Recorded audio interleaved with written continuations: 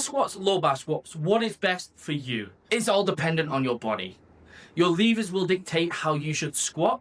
Not meaning that if you only have these levers, you can only squat this way. If you squat the other way, it will just be a little bit harder. For example, if you have longer femurs than you do have calves, you are gonna have to squat low bar to get the best out of your training. Whereas if you have either smaller femurs than your calves, which not many people do, or they are quite even, high bar squatting won't be as much of an issue for yourself. I always prefer low bar no matter what kind of body type you are.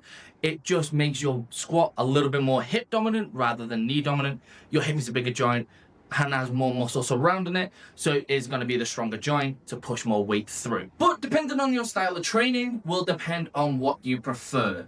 If you are looking to be a strength athlete, like a powerlifter for example, you are going to want to be squatting a little bit more with a low bar type of squat.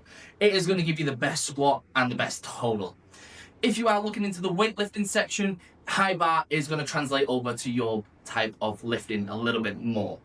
I'm a powerlifting coach, so today I'm going to take you through both sets of squats and to teach you what you should be using for yourself. Here we can see a low bar squat. Your hands are going to be a little bit wider, the bar's going to sit a little bit lower onto them rear delts, and that's going to create a nice little shelf, and you've got to squeeze your back really tight. Whereas on this side you can see us using a high bar squat. This is going to be on your traps, hands a little bit closer, and you can keep your torso a little bit more upright. One of the best ways to actually test what kind of squat you should be doing is actually squatting.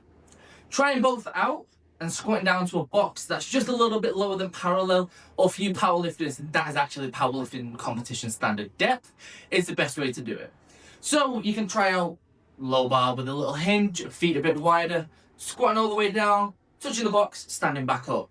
How does that feel on your hips? How does it feel on your knees? And how does it feel like weight-wise in general? The next way to do it, rack that bar, go into a high bar position, get those feet a little bit closer, and doing the exact same thing. Squatting all the way down to that box, keeping that torso upright, and standing back up. For me personally, the wider stance with a little bit of a hip hinge and sitting a little bit deeper into that squat is going to feel nicer for me. That doesn't mean I don't do high bar at all.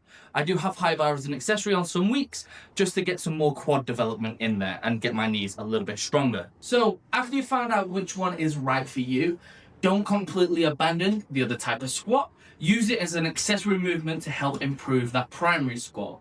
For example, like I just said, I use low bar to help me develop some more quad gains and to help get my knees stronger, because even though it's a hip dominant squat, the low bar, your knees can still get affected by squat. Whereas if you do a high bar squat, I would recommend using a low bar as an accessory. This helps you with your back tightness and your core control, as you have to hinge forward and have a little bit more stability in the core to keep that hinge. Both can benefit each other in the strength aspect. Low bar is going to give you more gains and a little bit stronger, whereas high bar is going to be a bit more hypertrophy based. Get your knees stronger, but also build your quad muscles. The bigger your quads, the more strength you can produce. So in my personal professional opinion, for what you should use is a low bar squat with high bar added in as an accessory to get those strength gains go. But you don't have to take my advice.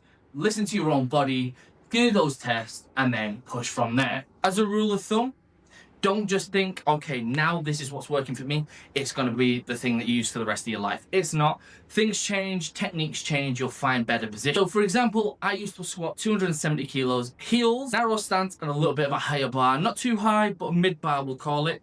And that was perfect until I started stalling at 270. I was stuck there for quite a few months. I changed my shoes up, I got some flat shoes, I put my feet a little bit wider and I ball that bar a little bit lower. And now I'm squatting 305 kilos or 670 pounds. What this means is, yes, what you're doing right now is going to be perfect for you, but don't just think this is it, my squat's shit now, my squat's never going to get better.